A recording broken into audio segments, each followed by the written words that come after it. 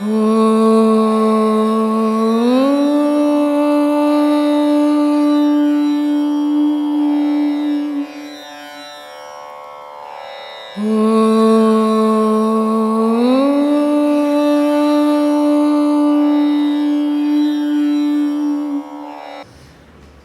டக்கு டக்கு டக்குன்னு சொல்லணும்.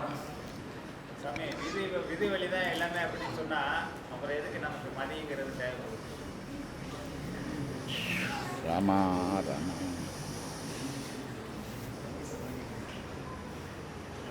அப்பா இல்லாத நீ வந்தியா? அப்போ அப்பா என்னத்துக்கு நீ வந்ததுக்கு? அப்பா இருக்கும்போது நீ என்னத்துக்கு வந்த? எதுக்குப்பா வந்த? சொல்லு, பதில் சொன்னதானே. கேள்வி மட்டும் கேட்குற, கேட்டால் சொல்ல மாட்டேன்ற. என்ன நான் நினைக்கல? நீ வரக்கூடாதுப்பா, நீ தான் மதியாச்சா. அப்பா இருக்கிறாரு, நீ ஏன் பிறந்த? யார் பிறக்கணும்னு இருந்தா? அப்பா அம்மா இருந்தால் எம்ஜிஆருக்கு குழந்தை இல்லை தெரியுமா? 3 பொண்டாட்டி கட்டிக்கினேன் தெரியுமா? ஏன்னா அவருக்கு யாரும் போய் பிறக்கல. காமராஜர் குழந்தைய இல்லை தெரியுமா? கல்யாணமே பண்ணிக்கல தெரியுமா? அதான் இவன் தலையெழுத்து இங்கே வந்து உட்காந்துங்கிற. இதுதான்ப்பா தலையெழுத்து. இதுக்கு பேர் தான் விதின்றது. இந்த தலையெழுத்துன்னு சொன்ன பாரு, அதான் விதி. அதான் உன்னை இப்படி ஈழ்கட்சின்னுக்குது, ஊராக சுற்ற விட்டுக்குன்னுக்குது. எங்கெங்கே ஆன்மீகம் நடக்குதோ அங்கெல்லாம் போய் நிற்கிறதுக்கு காரணம் நீ என்னன்னா இந்த விதி தான். எதையும் உண்மையாக தெரிஞ்சுக்கணும்னு நினைக்கல. நீ தெரிஞ்சுக்கிறதே நான் பெரிய விஷயம் தெரிஞ்சுக்கணும்னு முடிவு பண்ணி உட்காந்துங்கிற. அதுதான் விதி. அங்கே மதி மயங்கி போகுது. ஒரு குழந்தை பிறகுது, ஒரு 4 வயசு குழந்தை, உடம்பு சரியில்லை, நோய் வந்துடுச்சு அதுக்கு. சரி, அது விதின்னு வச்சுன்னுக்கலாமா? வச்சுருந்தா பிழைக்குமா? சொல்லுப்பா. மருந்து கொடுக்குறது அப்புறம், மருந்து கொடுக்க தூக்கின்னு போனோம் அப்பா அம்மா இல்லை. அப்போ அந்த குழந்தைக்கு நோய் வந்தது விதி, அந்த அப்பா அம்மா தூக்கின்னு போகிறது மதி. அதை எப்படியாவது காப்பாற்றணும். ஆனால் மதி காப்பாற்றணும்னு தூக்கி போயும் விதி முடிவு பண்ணியிருந்துன்னு வச்சுக்கோ, எந்த மருந்து கொடுத்தாலும் அதுக்கு உடம்புக்கு ஒத்துக்காது, கூடும். அதுக்கு பேர் தான் விதி. போய்ச்சிக்கிச்சுன்னா மதி.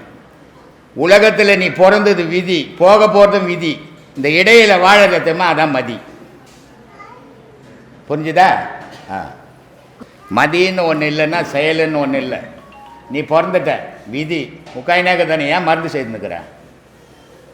மருந்து செய்யறது மதி, பிறந்தது விதி. நீ என்ன மருந்து செய்தாலும் நீ போகிறது விதி. அதனால் உலகம்ன்றது விதியும் மதியும் கலந்தது தான். இன்பம் துன்பம் கலந்தது தான். இரவு பகல் கலந்தது தான். ஆணு பெண்ணு கலந்தது தான். 2 தான் இருக்குது, ஒன்றா எதுவுமே இல்லை. ஒன்றா இருந்துச்சுன்னா அது கடவுள். அதெல்லாம் நீ போக முடியாது, வயசாகி போச்சு உனக்கு.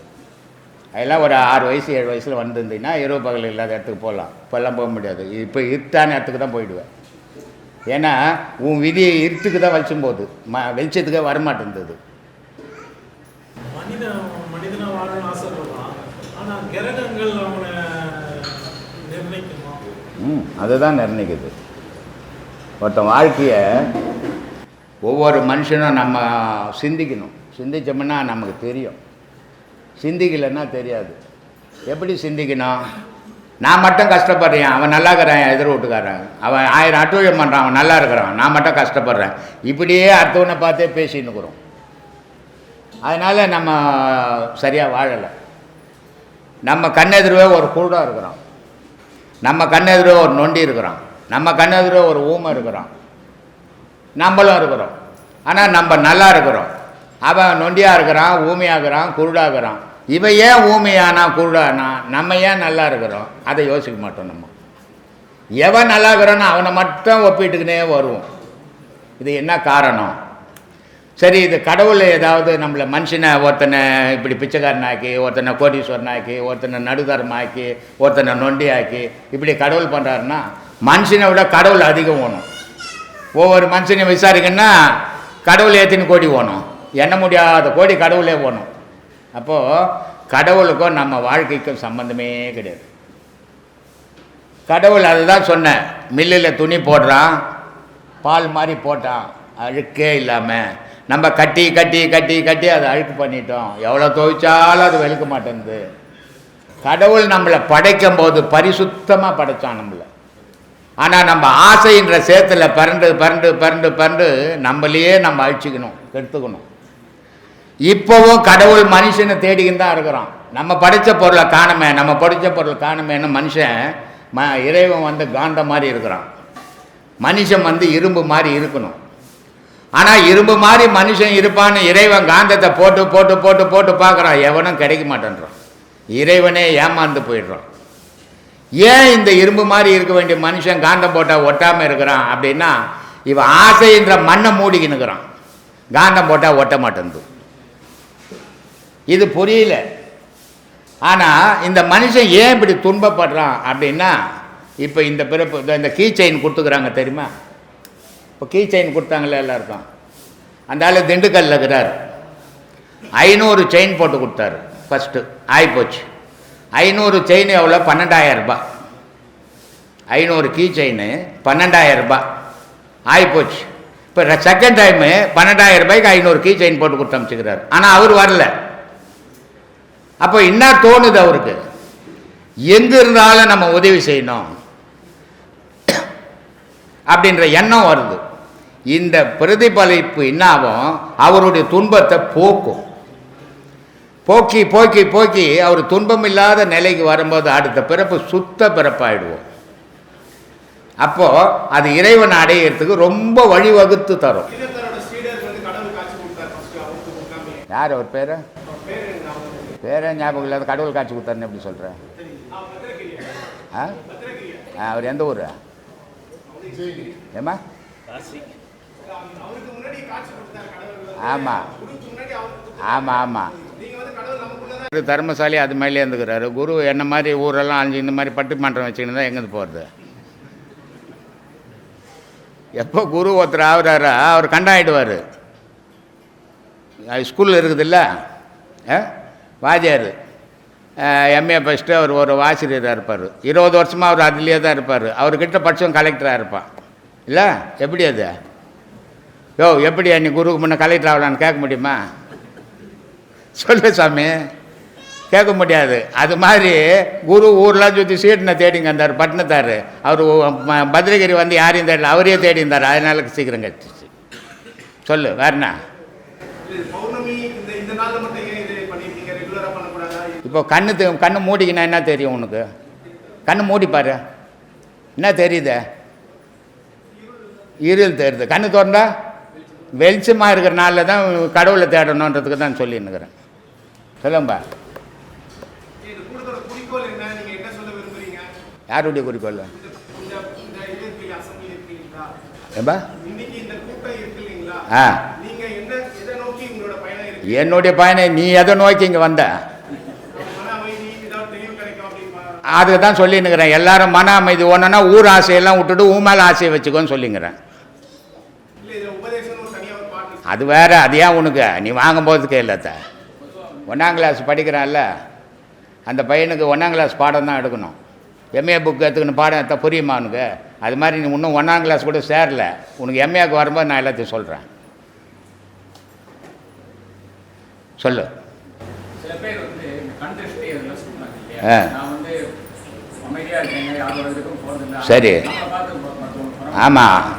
படும்போது என்ன சொன்னாங்க, புறமப்பட்டா பட்டுட்டு கூட நம்ம பாட நம்ம எடுத்துட்டு போறோம்னா கூட அதனுடைய தாக்கம் வந்து இவங்களை வந்து தாக்கும் போது அவங்க உணர்றாங்க, அவங்க இந்த மாதிரி சொல்லிச்சு அதனால இந்த மாதிரி ஆயிடுச்சு அப்படிங்கிறது. அதெல்லாம் உண்மையா இல்லை? அது இதெல்லாம் உன் மனசை பொறுத்து. உன் கண்ணை விட பொல்லாத கண்ணு உலகத்தில் இருக்குது.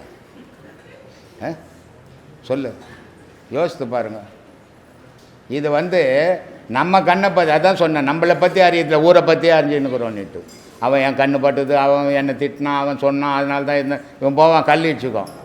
அந்த பொம்பளை எதிர வந்தது இடிச்சிக்கு செய்யணுவான். அந்த பொம்பளை அந்த கல்லெத்து போட்டது கால் மேலே. இப்போ உங்கள் வீட்டு பக்கத்தில் இருக்கிறவங்க சொல்லணும், நீயே சொன்னா நான் எப்படி ஒத்துக்குதுன்னு. அது மாதிரி எந்த விஷயத்தையும் தன்னை பற்றி தான் புகழான்னா நயா பைசா உதவாதவன்னு அர்த்தம். எப்படி நிஜத்தை தெரிஞ்சுக்கிறது?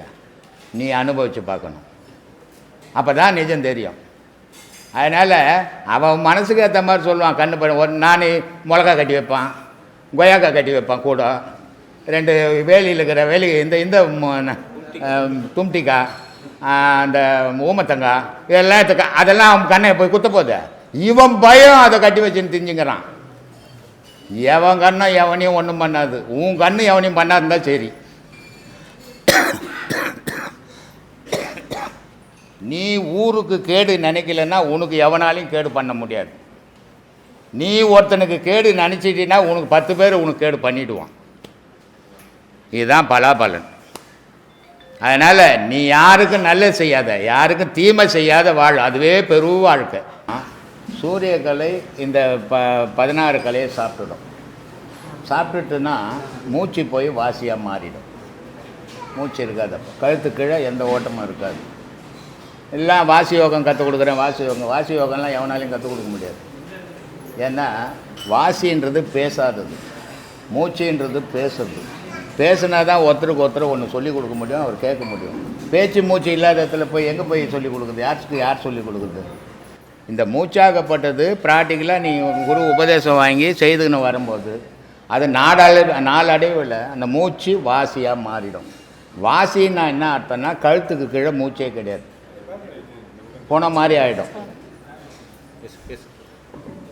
அப்போது இந்த மூச்சு எப்படி இருக்குன்னா தலையில் ஓடும், ஒரு ஜான் தான் ஓடின்னு இருக்கும். அது நாசிக்கும் உச்சிக்கும் ஓடுறது தான் வாசி. அதுக்கு தான் வள்ளலார் கேட்டார், வாசி வாசி என்று பேசுகின்றார், வாசி என்ன பேச கண்டார் அப்படின்னு. அது என்ன பேசிச்சுன்னு அவனால சொல்ல முடியாது. ஏன்னா அது பேசாத பொருள். அது அவ்வை சொல்லிச்சு, வாசி வாசி சிவாசிச்சு. வாசி ஆச்சுன்னா நீ கடவுள்ரா, நீ கடவுள் போய் எப்போ பேசுண்டா, யார்கிட்டடா பேசும் அப்படின்னு அவ்வை சொல்லிச்சு. திருமூலர் சொல்கிறார், வாசியும் ஊசியும் பேசிச்சுன்னா நம்ம ஏன்டா பெனாத்தின்னு கிடக்கணுன்றார்.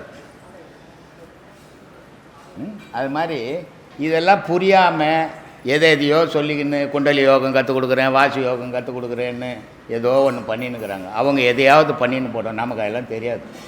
நம்ம அவங்க விஷயத்தில் தலையிடவும் வேணாம். நம்ம என்ன செய்யணும் அதை மட்டும் பேசின்னு போவோம். இன்னொருத்தனை பற்றி நம்ம பேசி என்ன பயனுக்குது? அதனால் அப்படி இருக்கக்கூடாது. ஒன்று முக்கியமாக தெரிஞ்சுக்கணும், எல்லாரும் தெரிஞ்சுக்க வேண்டிய விஷயம், கடவுளை தேடுறவனுக்கு ஜாதி மதம் இனம் குலம் கோத்திரம் நாடு மொழி இதெல்லாம் கிடையாது. மதத்தை தேடுறவனுக்கு கடவுள் கிடையாது. அது எந்த மதத்துக்காரனா ஒன்றா இருக்கட்டும், மதத்தை கும்பிடுவானே தவிர கடவுளை கும்பிட முடியாது. கடவுளை கும்பிட்றவனுக்கு மதம் கிடையாது. அப்போது நம்ம என்ன நினைக்கணும், கடவுளை வழிபாட நினைக்கணும், மதத்துக்குள்ளே கட்டுப்பட்டு நிற்கக்கூடாது. மதத்துக்குள்ளே நிற்கிறவனும் ஒரு குடும்பத்துக்குள்ளே கட்டுப்பட்டு நிற்கணும், ரெண்டும் ஒன்று தான். அதனால் கடவுளை அடையணுன்றவனுக்கு ஜாதியில் பார்க்கறது, மொழி பார்க்கறது, நாடு பார்க்கறது, மதம் பார்க்கறது இதெல்லாம்ங்கிறவனால கடவுளை அடையவே முடியாது, ஒருபோதும் அடைய முடியாது. ஜாதி மதமெல்லாம் கடந்து நின்னவன் தான் கடவுள். கடவுள் எந்த ஜாதி, கடவுள் எந்த மொழி, எவனாலேயோ சொல்ல முடியுமா? முடியாது. அதனால் அதுக்கெல்லாம் அப்பாற்பட்டவன் கடவுள். அதனால் மதத்தை இவர் கிறிஸ்டின் கிட்டத்தட்ட 8 வருஷமாக இருக்கிறார் என்கிட்ட. ஏன்னா இதுக்கு இந்த கிறிஸ்டின்ன்றதோ இந்துன்றதோ முஸ்லீம்ன்றதோ இதெல்லாம் ஒரு மத கட்டுப்பாடு. தனி மனுஷன் ஒருத்தருக்கு ஒன்று நல்லது செய்ய முடியாது. அப்போ ஒரு மத அமைப்பு இருந்தால் 10 பேருக்கு நன்மை செய்ய முடியும். அதுக்காக வச்சத்தான் மதம். அது இன்றைக்கி மாறி போய் ஏதோ பண்ணின்னு இருக்குது. உண்மையாக கடவுளை தேடுறவனுக்கு ஜாதி மதம் குலம் தாழ்ந்தவன் உயர்ந்தவன் பணக்காரன் ஏழை அதெல்லாம் பார்க்கவே கூடாது. சிங்கப்பூர்லேருந்து ஒருத்தர் வந்தார் இந்த ஃபங்க்ஷன் நடக்கிறதுக்கு முன்னாடி, ஒரு 20 நாளைக்கு முன்னாடி, போன மாதம் 20 நாளுக்கு முன்னாடி ஒரு 5 பேர் வீட்டாண்ட வந்தாங்க. என்ன பண்ணால் உங்களை பார்த்துட்டு போகலான்னு வந்தோம் சாமி. நாங்கள் என்னத்துக்கு என்ன பார்க்கணுன்னு, இல்லை உங்கள்கிட்ட ஆசீர்வாதம். சரி ஆசீர்வாதம் போகணும். அது மாதிரி ஃபங்க்ஷன் நடக்குது போட்டுக்குது சாமி நெட்டில். ஆமாப்பா நடக்குது. எவ்வளோ பேருக்கு சாப்பாடு போடுவீங்க? ஒரு 1000 பேர் சாப்பிடுவாங்கப்பா. ஏழையா பணக்காரன்? ஏன்பா பணக்காரனுக்கு பசி கிடையாதாப்பா, ஏழைக்கு தான் பசியாப்பான்னு. நீ பசிக்கு சோறு போடுறேன்னு பார்க்கணுமே தவிர அவன் ஏழையா பணக்காரனா நல்லவனா கெட்டவனா யோசிக்கவே கூடாது. கடவுளுக்கு போடுறேன்னு நான் நினச்சிட்டேன்னா அங்கே வேற்றுமை வராது. மனுஷனுக்கு போடுறேன்னு நினச்சின்னா இந்த வேற்றுமையெல்லாம் வரும். அதனால் நம்மளுடைய செயல் எது செய்தாலும் ஆண்டவனுக்கு செய்கிறேன்னு போனீங்கன்னா உன் மனம் பாரம் இருக்காது. எல்லாம் நான் செய்கிறேன்னா மனம் பாரமாக ஆகிடும். துன்பம் வரும்போதெல்லாம் இதெல்லாம் என் தலைவிதின்னு நினைக்கிறோம். அது ஏன் அந்த மாதிரி சொல்கிறாங்க? ஆமாம், எப்பப்போ நீ முட்டாளாகிறியோ அப்போல்லாம் தலைவிதி வந்து நிற்கும். எப்பப்பெல்லாம் நீ புத்திசாலி ஆகிறியோ அப்போல்லாம் அறிவு வந்து நிற்கும். இது மனுஷனுடைய இயலாமை மாதிரி. அந்த துன்பம் ஏன் வந்து நம்ம செய்த தவறு என்னான்னு யோசிக்கவே மாட்டான். விதி மேலே போயிடுவான், இல்லை கடவுள் மேலே போயிடுவான். இவன் செய்த முட்டாள்தனத்தை யோசிக்கவே மாட்டான். அப்போ நடப்பதெல்லாம் விதினாக்கா அப்போ புத்தியும் அறிவும் எதுக்கு ஐயா? அதுதான் சொல்கிறேன், அதை யோசிக்கணும். இது ஏன் நடந்தது?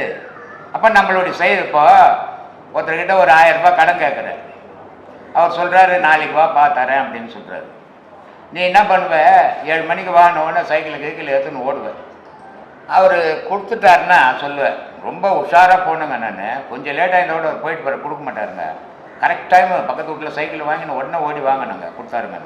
சரி எல்லாம் வாங்கின்னு ஓடி அவர் இல்லைன்ட்டானே, என் விதிங்க, நான் என்னங்க பண்ணுறது அப்படின்ட்டு கொடுக்குறவருக்கு விதி என்னாகுது? அவர் அந்த நேரத்துக்கு சரி இருந்தாலும் கேட்குறானேன்னு கொடுக்குறேன்ட்டான். வீட்டுக்கு போனவொடனே யோசிச்சான், இவன் கொடுத்தா திருப்பி கொடுப்பானா கொடுக்க மாட்டான், நான் அதனால கொடுக்க வேணான்னு நினச்சிட்டான். அவ்வளோதான் வித்தியாசம். இங்கே எங்கே விதிக்கு வேலை இருக்குது? கண்டதை விதின்னு எடுத்துக்கு தெரியக்கூடாது. இது மூடத்தனம்னு அர்த்தம். உன்னையும் மீறி நடக்கிறது தான் விதி, நீ செய்யறதெல்லாம் விதி இல்லை. மன வலிமை என்றால் என்ன ஐயா? உறுதி பெற எப்படி இருக்கு? அதை பெறத்துக்கு என்ன வழி ஐயா? ஞானம் தான்மா வழி. மன உறுதியோட கொண்டா. இப்போ எங்கள் அம்மா இறந்துட்டாங்க. அம்மா இருந்தால் என்ன பண்ணுவான் பிள்ளை? கஷ்டப்படுவான், சாப்பிட்றதுக்கு கூட கஷ்டப்படுவானா? ஆமாம் ஐயா. ஒரு தாய் உங்கள் அம்மா இருந்துட்டா என்ன பண்ணுவ நீ? வேதனைப்படுவேன். என்ன வேதனை? எப்படி வேதனைப்படுவ? இருந்தாங்க இப்போ இல்லையேன்னு வேதனைப்படுவேன். மனசோட நினச்சிப்பியா? அழுவிட மாட்டேன். அழுவேன். ஏன் அழுவ வருது? பெத்தவங்க இல்லையா? அப்போ பக்கத்து வீட்டுக்கார சேர்த்து விட்டா அழ வராது. வராது. அப்போது இந்த உறவுன்ற எண்ணம் உன் உள்ளத்தை தாக்கும் போது அது அழ வருது. உறவு இல்லை, மற்றவங்க சேர்த்து போட்டால் அழ வருது. எங்கள் அம்மா சேர்த்துட்டு நான் மற்றவங்க தான் நினச்சிக்கிறேன். இந்த மன உறுதி ஆன்மீகத்தில் தான் வரும். இதோ எங்கள் தம்பி பொண்ணு வேலை செய்யுது இல்லை, அவங்க அப்பா செத்த கூட பிறந்த தம்பி, பக்கத்து தெருவு தான் வீடு, சாவுக்கு போடல. நான் உங்களால் முடியுமா? வாயில் பேசுறது இல்லை உறுதி, செயலில் இருக்கணும் உறுதி. எதிர கட்டின இடம் வாங்கணும். இந்த இடம் வாங்கினோன்னா கேட்குறாங்க, யார் பேரில் ரிஜிஸ்டர் பண்ணணும்? யார் பேரில் பண்ணலாம்? நான் வாங்குகிறேன் பணம் போட்டு. ஒன்று என் பேரில் பண்ணணும், இல்லை என் பொண்டாட்டி பேரில் பண்ணணும், இல்லை பிள்ளைங்க பேரில். இதான முறை. ஆனால் நான் என்ன பண்ணேன், யார் பேர்லையுமே கூட பொதுவுக்கு இருக்கும் பிரம்மசூத்திர குழு ரிஜிஸ்டர் பண்ண பண்ணுவீங்களா? இதுதான் உறுதி. நாளைக்கு என் பிள்ளைங்களுக்கு என்னப்பா பண்ணுறது? என் பிள்ளைங்களுக்கு ஒன்று பண்ண புடிச்சனை கட்டை தடிப்பீங்க ரிஜிஸ்டர் பண்ணலன்னா. தியான பயிற்சியில் ஈடுபடுறவங்க ஒரு நல்ல செயலை செஞ்சால் அது கண்டிப்பாக வெற்றி அடையும் ஒரு நம்பிக்கை இருக்குது. அது உண்மையாக? ஆமாம், இப்படி நினச்சிக்கின்னு செய்தாவே வெற்றி அடையாது. எந்த ஒரு செயலுக்கும் முக்கியத்துவம் நினைவு கொடுக்கும்போது அது செயல் வெற்றி அடையாது. செய்த வாய்ப்பு கட்சி செய்தேன் அப்படின்னு போனமே தவிர இதை காரணமாக ஆக்கிக்கின்னு நீ என்கிட்ட வருவாங்க, சாமி எனக்கு வீசிங்குது வந்தால் நல்லா ஆகிடுமான்னா, அப்போ அவன் வீசிங்காக வரான், கடவுளுக்காக வரல. இப்படி பட்டவன நான் இங்கே சேர்க்கறது கிடையாது. கடவுளை தேடணுன்ற மட்டும் இங்கே வாங்க, மற்ற வீட்டு பிரச்சனை இங்கே வந்தால் தீர்ந்துருமா? என் பொண்ணு கல்யாணம் ஆகலை இங்கே வந்து தீர்ந்துருமா? தீராது. அதெல்லாம் உங்கள் சொந்த விஷயம். தெய்வம்ன்றது இதுக்கெல்லாம் அப்பாற்பட்டது. யார் குடும்ப விஷயத்தையும் நான் பேசுறதில்லை. யார் குடும்ப விஷயத்தையும் என்கிட்ட கேட்காதீங்கன்றது. நான் மந்திரம் பண்ணுறேன், தகுடு தரேன், தாயத்து தரேன், விபூதி தரேன்னு சொல்கிறதே கிடையாது, இங்கே சேர்க்கறதும் கிடையாது. அப்படி அதுக்கெல்லாம் நிறைய இடங்கள் அங்கே போங்கன்னிடுவேன். ஏன் சொல்கிறேன்னா, தெய்வத்தை தேடுறவனுக்கு ஒரு குரு வேணும். அந்த பாதையில் போகிறதுக்கு நினைக்கிறவனுக்கு மட்டும்தான் இந்த இடம் சரி. இங்கே போனால் இது நடக்கும் அது நடக்கும் நினைச்சிக்கின்னு வரவனுக்கு இந்த இடம் சரியாக வராது. நம்மக்கிட்ட அன்பாக பேசுவாங்க, ஆனால் கடைசி நேரத்தில் அவங்க என்ன ஏமாற்றுவாங்க, நம்பிக்கை துரோகம் பண்ணுவாங்க. ஆனால் அவங்களோட கடைசி நிலை எப்படி இருக்கும் ஐயா? அவங்க நிலை எதனா இருக்கட்டும், உன்னை ஏமாத்து போய் நீ இல்லை பரதாமா போடுவேன். அவங்க நிலை கடைசியில் தானே, உன் நிலை அப்பவே இல்லை நீ பரதாமா ஆயிடுவேன். அதனால உன்னை காப்பாற்றிக்க முதல்ல. அவங்க நிலை எப்படின்னா போட்டோம். குடும்பத்தோட அன்பும் அக்கறையும் காட்டுறது எந்த அளவோடு இருந்தால் சரியா? ஒரு லிமிட்டாக இருக்கணும். அளவு மீறி போனால் துக்கத்தை வச்சு எடுத்துருவேன். பிள்ளைங்களை வளர்க்கணும், பொறுப்போடு வளர்க்கணும். ஆனால் அது மேலே அளவு மீறி பாசத்தை கொட்டி வளர்த்தீங்கன்னா உனக்கு தான் துக்கம் மிஞ்சும். அதனால் பொறுப்போடு வளர்க்கணும். இதுக்கு இதெல்லாம் நம்ம செய்யணும், நம்ம கடமைன்னு நினைக்கணுமே தவிர இது நம்மளை காப்பாற்றணும்னு நினைக்க செய்ய இருக்கக்கூடாது. இருந்தால் அது விபத்தை உண்டாக்கும். நிலையற்ற சந்தோஷம், நிலையில்லா சந்தோஷம் அப்படின்னு எதை சாமி நம்ம உணரலாம்? ரெண்டுமே ஒரு பொருள் தான் நம்ம நீ சொன்னது. நிலையான சந்தோஷம், நிலையற்ற சந்தோஷம் கேட்கணும்.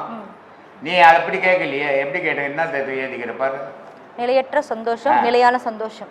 நிலையற்ற சந்தோஷம், நிலையான சந்தோஷம். நிலையற்ற சந்தோஷம் எங்கே கிடைக்கும்? ஊர் ஃபுல்லாக கிடைக்கும். நிலையான சந்தோஷம் எங்கே கிடைக்கும்?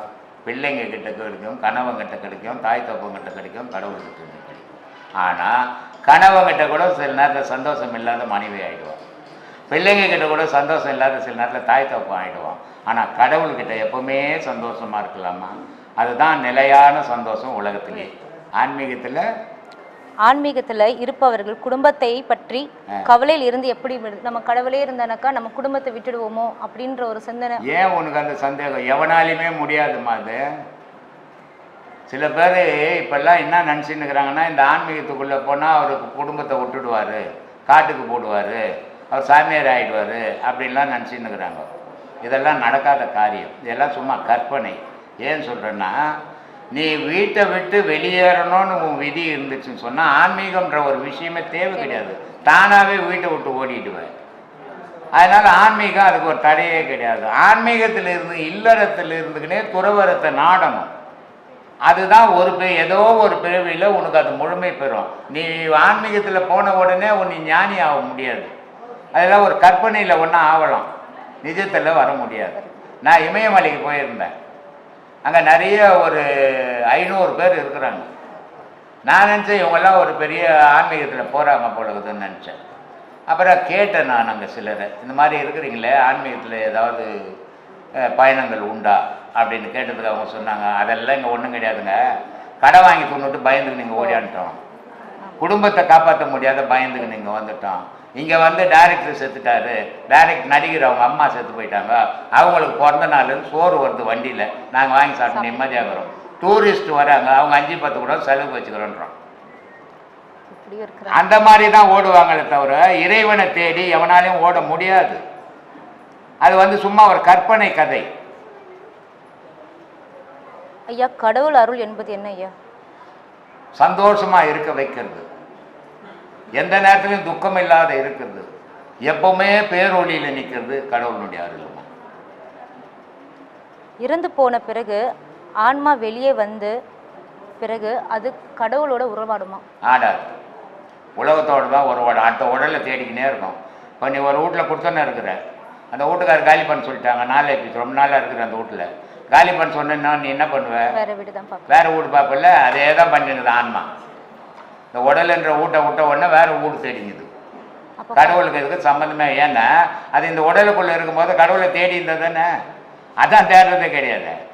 பணத்தையே தேய்ச்சி, ஊரையே தேய்ச்சி, ஊட்டையே தேய்ச்சி, அதையே தான் இப்போவும் செத்த பிறகும் தேடும். அப்படி கடவுளோட தொடர்பு கிடைக்கிற அளவுக்கு நம்ம அந்த பாதையில் போனால் மட்டும்தான் கடவுளோட உறவாட முடியும். அது நினைவு தானமா செயல். நீ எதை நினைவை வளர்க்குறியோ அந்த நினைவு செயலாக போகுது. உலக நினைவை வளர்க்கும் போது உலகத்தோடு உறவாட போகிற, உலக விஷயத்தை விட்டுட்டு கடவுளோட நினைவோடு வாழும்போது கடவுளோடு போகிற. உன் நினைவு தான்மா செயலுக்கு அடிப்படை. ஆன்மீகத்தில் நிறைய பேருக்கு ஈடுபாடே வரமாட்டேங்க ஐயா, அது என்ன காரணமாக இருக்கும்? ஆசை, உலக ஆசை, தெய்வ ஆசை இல்லை.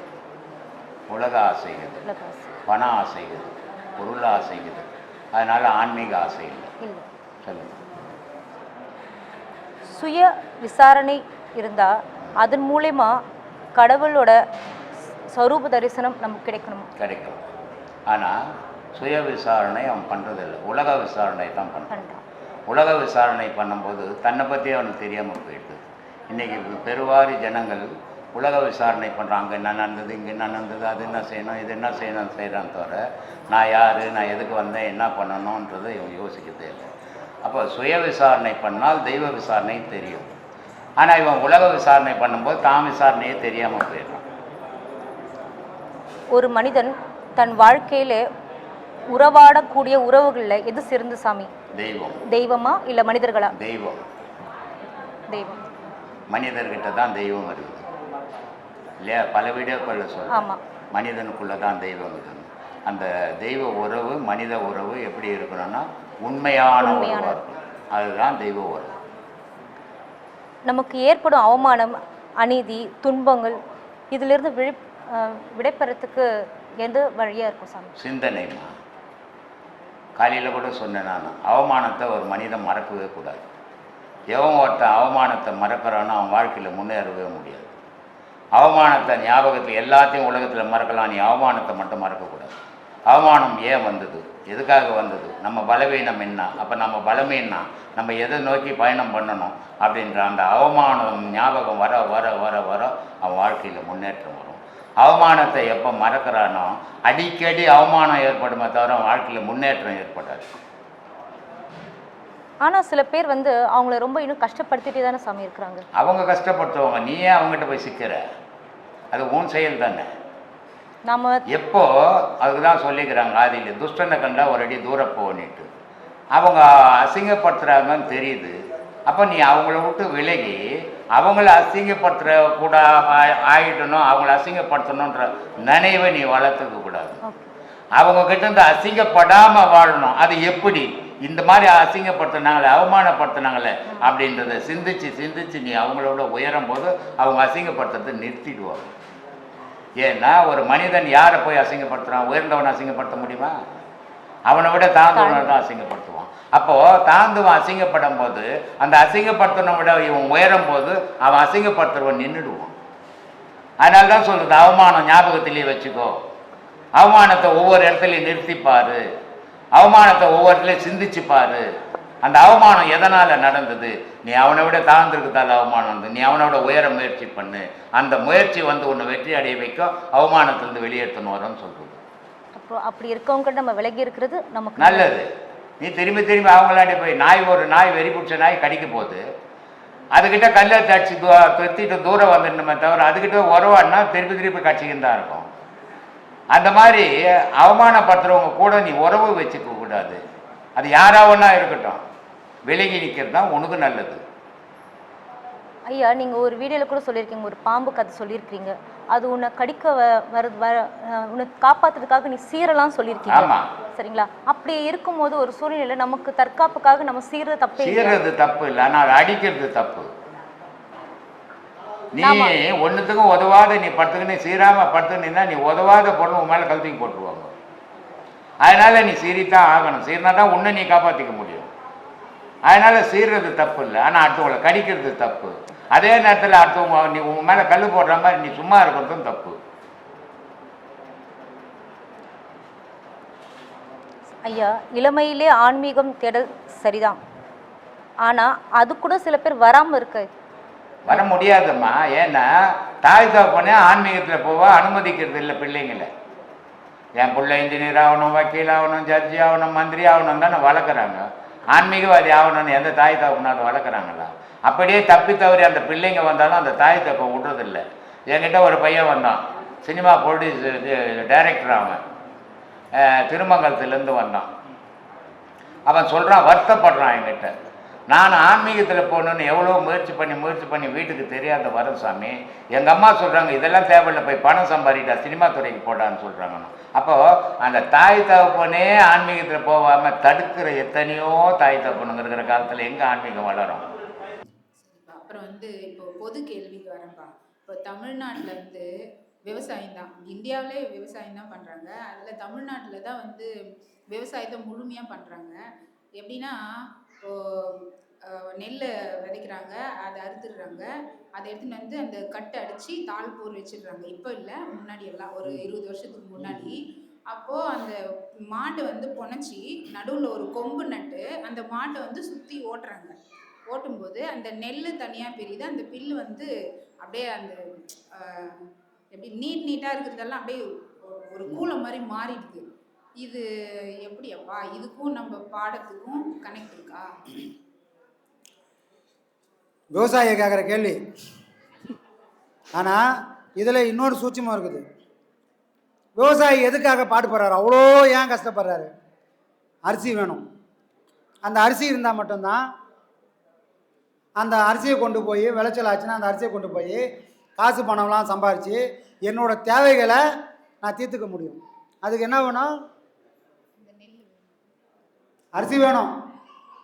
நமக்கு சாப்பாடு வேணும். எது வேணும்? அதுக்கு அரிசி இருந்தால் தான் சாப்பாடு ஆக முடியும்.